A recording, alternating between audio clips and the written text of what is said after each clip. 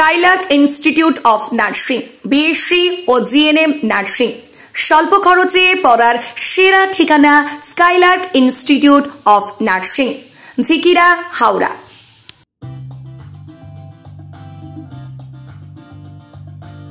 ভোরবেলায় বাড়ির মধ্যে বেখেয়ালে ইলেকট্রিক শক খেয়ে মারা গেল এক ব্যক্তি।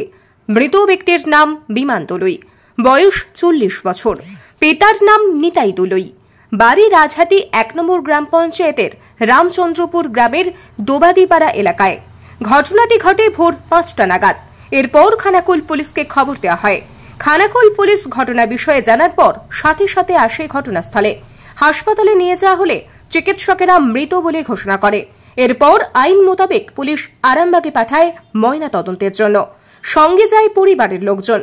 যেহেতু বন্যায় এখনো ডুবে আছে খানাকুলের অধিকাংশ জায়গা, তাই মৃতদেহ ময়না তদন্তের পর আরামবাগে সৎকাজ করা হবে বলে সূত্রের খবর।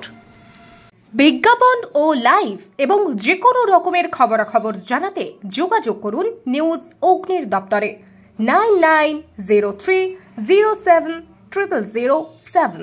ব্যুরো রিপোর্ট, নিউজ অগ্নি। নামে নয়, কাজে সাংবাদিকতা। ইউটিউব এবং ফেসবুক পেজটি ফলো করুন নিউজ অগ্নির পরবর্তী আপডেট পেতে।